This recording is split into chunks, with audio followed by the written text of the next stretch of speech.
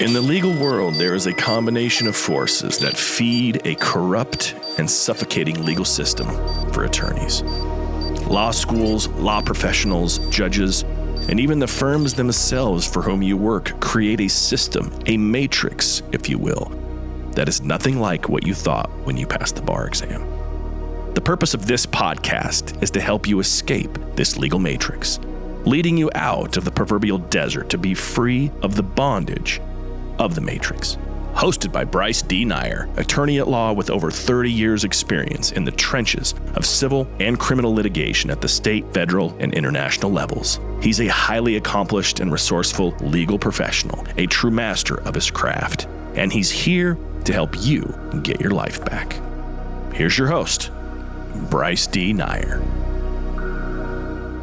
All right. This is Bryce D. Nyer coming at you from Fayetteville, North Carolina, home of Fort Bragg, for another episode of Escape the Legal Matrix, an attorney's exodus from legal bondage. So listen, we've got a very interesting topic tonight to discuss, or today, or this morning, wherever you may be in whatever time zone, territory, country, state, province, mountain, cave, wherever you are. If you're hearing this, we're reaching you, and that's who we want to reach.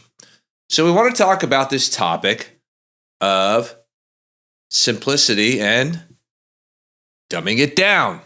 Yes, we do. So here is a major problem that goes on across the world today, and especially in the legal field and these intellectual fields, and that is when law students and lawyers and everybody in this so-called profession, again, I call it the legal matrix, talks on this PhD level where nobody can understand what their message is.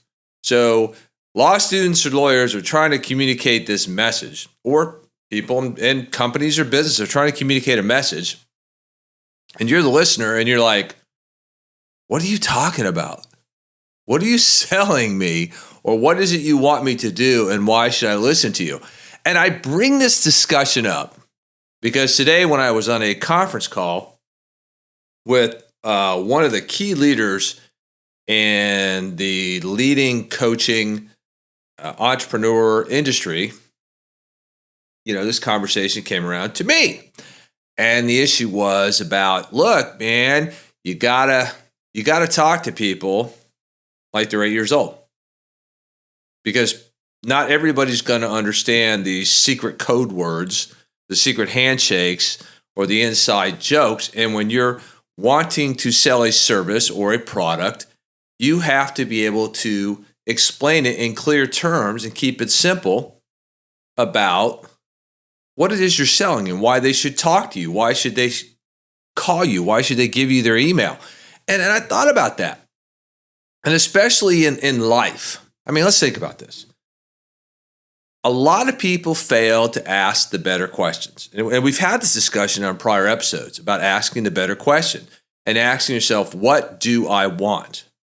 Not what you don't want, but what you do want. And so that translates over into everything else in your life, no matter what it is, no matter what domain, whether it's body and business, or balance your relationship with your significant other, or being your relationship with God, or in business, simplifying your message of the service, the product that you're selling, that you want people to buy. And so I thought about this concept, and I even thought about it even more as I was looking around my law firm today, and even my house and my garage, and I've been doing this decluttering of just getting rid of stuff that I don't need. And I thought, when people come into my office, they come into my house, is there a simple message that they see?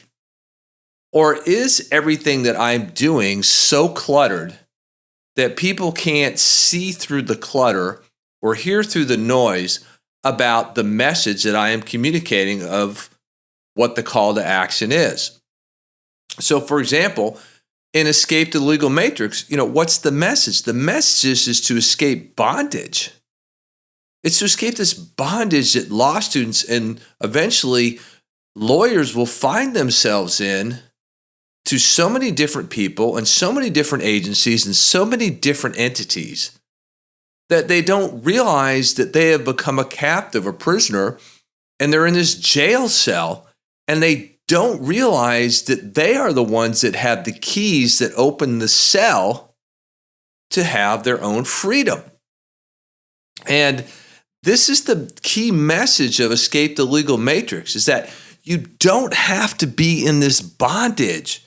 You don't have to be trapped in a hellish life. You just don't. But you have to have the skill sets and you have to have the knowledge in order to understand how you are going to get out of this hellish nightmare that you may be in. And that's where Legal Warrior comes in, and that's what the message of Escape the Legal Matrix is. So I want you to think about this for a minute. I mean, just like wherever you're sitting or standing right now, maybe you're in a crowd, maybe you're in a store, maybe in your office, maybe you're in your car. But I mean, take a few minutes and look around you. Is your life simple or is it cluttered? I mean, when you communicate your message, whatever it is it simple enough that people understand what you're selling? Is your call to action clear? Because a lot of lawyers have this canned marketing approach, and I do blah, blah, blah, blah, blah. But, you know they're selling a legal service, but what else are they selling? Are they selling guaranteed results? Because that's unethical to do. You can't guarantee results in the legal profession. Just about every state bar says you can't do that. And that is unethical. Not everybody knows what the outcome is going to be. You can't guarantee that to clients. You're just not supposed to do that. So it gets back to how complicated is your whole life, your operating system? Or is there places that you can simplify it, cut down the clutter in your life? I mean, I've been looking at my life for the last couple of years, and I can tell you right now, with my origin story is, I reached that crossroads at that point, and everything in all my domains was just cluttered. And I had to start getting rid of the clutter and simplify it in order to get my message out in each of the domains. And I had to kind of dumb it down, so to speak, so people could, so they could relate with me. I mean, you see this a lot on the campaign trail. You know why some candidates are more successful than others? It's because some of the candidates for political office, they talk in such a high intellectual level. You're like, I don't get it. I can't relate. I don't know what you're talking about. While others can clearly articulate pain. And you identify with that pain. And then they articulate a clear solution, a clear path, a clear possibility to solving the problems that we all encounter on a daily, weekly, monthly, yearly basis as we go through our lives. And, they simplify it. And those that can simplify it, they're just geniuses.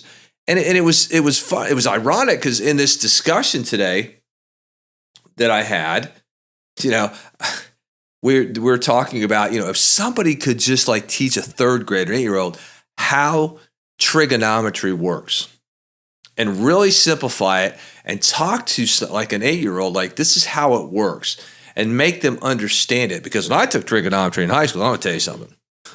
I hated it. I hated trig. I mean, I hated it with a passion. I just was like, I wanted to cut my wrist with a pencil eraser.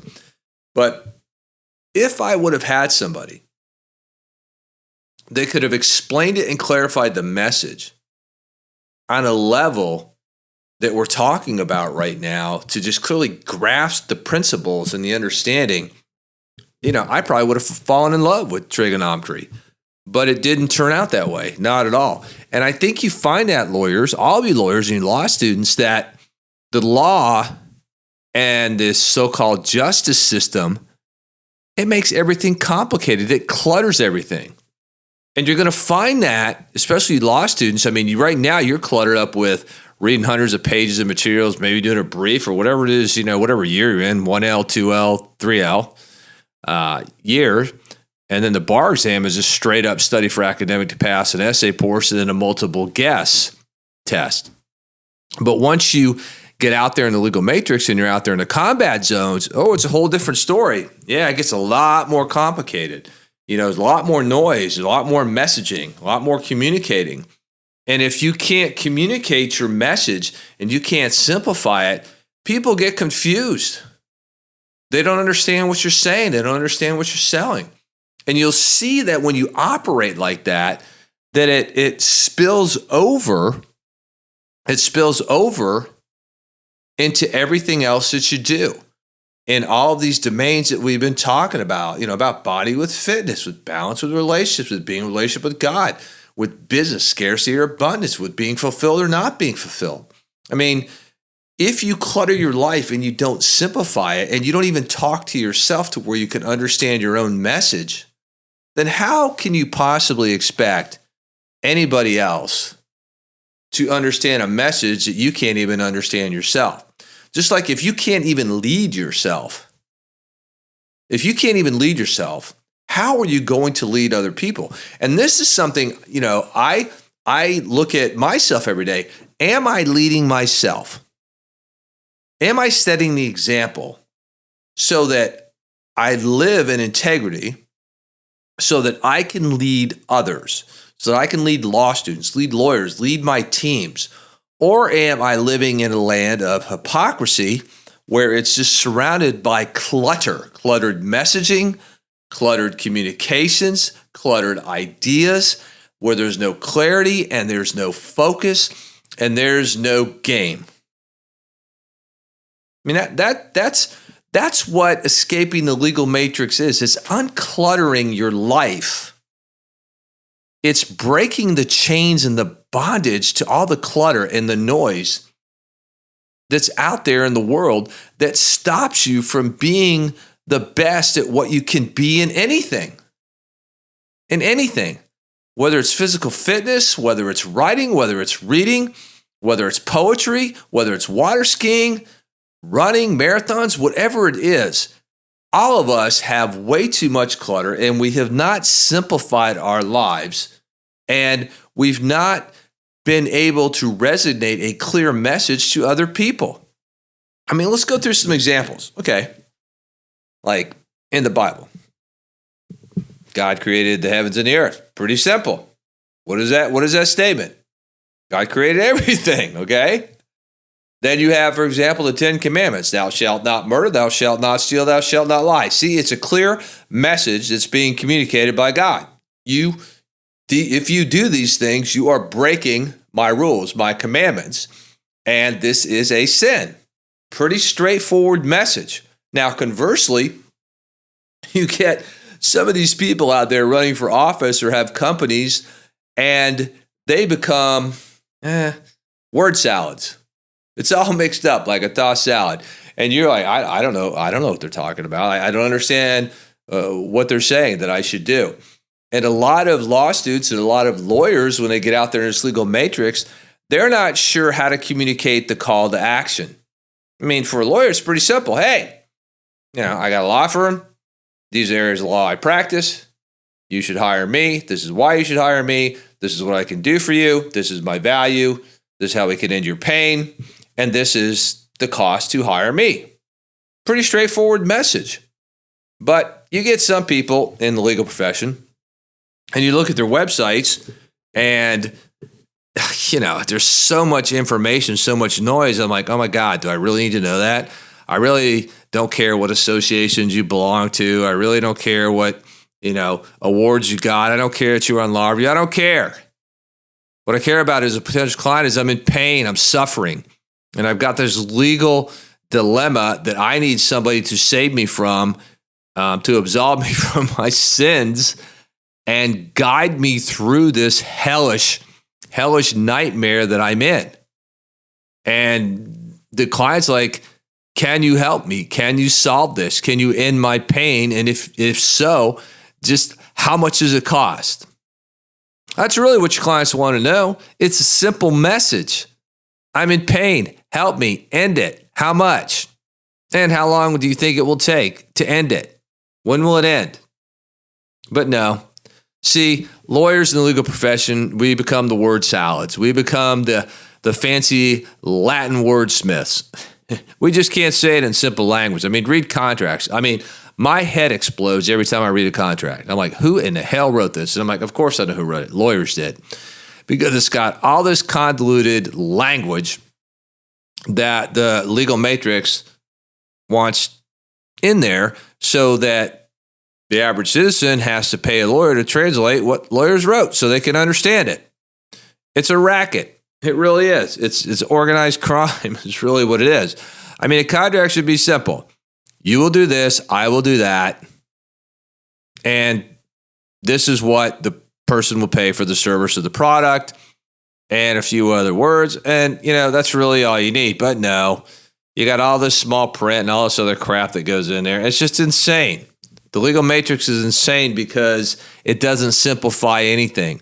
The legal matrix makes everything more complicated. It creates chaos. It creates delusion. It creates deception. And it makes you think that you're operating in normalcy when you're not. You're not at all. So I want you again now, after hearing this, I want you to stop again, look around you, wherever you're located, in the car, in the mall, in class. I don't know where you are listening to this, but look around. Is your life cluttered? What does your car look like? What does your room look like? And essentially, what does your life look like? Is it cluttered too? Are the messages you're giving clear? Are they simplified? Can an 8-year-old, a third grader understand it? Can they? Or are you at the PhD level of communicating a message that people are like, I don't know what the hell you're talking about? I mean, I find myself in that every day, especially when I listen to lawyers argue and they get up there and they go, I'll just pontificate all these fancy Latin words and legal terms. And the judges are like, oh my God, my head's going to explode. And especially juries are like, dude, you lawyers, can't you just say anything simple about what it's about? It's like an opening statement. It's like, here it is. My client's accused of murder. The state's trying to prosecute him. I'm defending him. And we're going to prove, the state has a burden of proof to prove they did it beyond a reasonable doubt. And we're going to show you from the evidence that there's tons of reasonable doubt and that my client's not guilty. That's it. The end. But no, people got to get all eloquent and blah, blah, blah, blah, and go on this 15-day tirade of speeches and stuff, and juries get bored out of their freaking minds. Closing arguments just likes to sing, hey, this is what we said we were going to show, and this is what we showed, and here's how we did it, and this is why there's reasonable doubt, and you should find my client not guilty. The end. But no, prosecutors and defense counsel go on and on and on and on and on.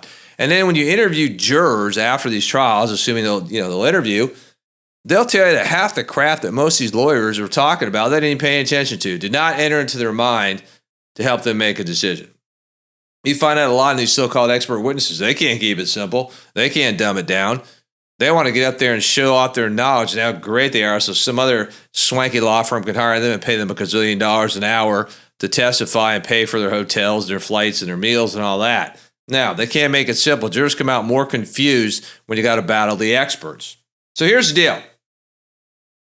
I want you to ask the better question. Where in your world do you have everything so cluttered that you can't even give out a simple message? Where in your world is there so much noise from all this clutter that you need to simplify everything and you need to dumb it down to where a third grader, an 8-year-old can understand it? Because if you can do that, people are going to buy your service. They're going to buy your product. And they're going to want to engage with you and you're going to want to talk to you. It's just like escape the legal matrix. What's it about? It's about owning, operating, leading. What? Your own law firm. You want to open it. You want to own it. You want to operate it. And you want to lead it. So you could do what? Be free of what? The legal matrix. That's what. So you keep your own money. So you have a flourishing life and you don't give it away. You keep it. That's what escaping the legal matrix will do. That's exactly what it will do. But, there's a program you got to go through. There's a curriculum you got to go through.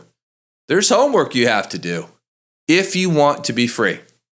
So, if you want to be free, if you don't want to be stuck in the pits of hell in the legal matrix as a law student or a lawyer, then send me a direct message. That's your call to action. Hire me.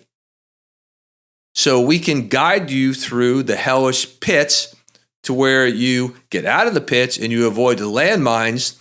They're going to take your freedom so that you can open, own, operate, and lead your own law firm. All right, this is Bryce D. Nyer coming at you from Fayetteville, North Carolina, home of Fort Bragg. Love and light. Until the next episode, I want you to continue to ask those better questions. You've got some homework, so go get it done, and we'll see you next episode, and we are out of here.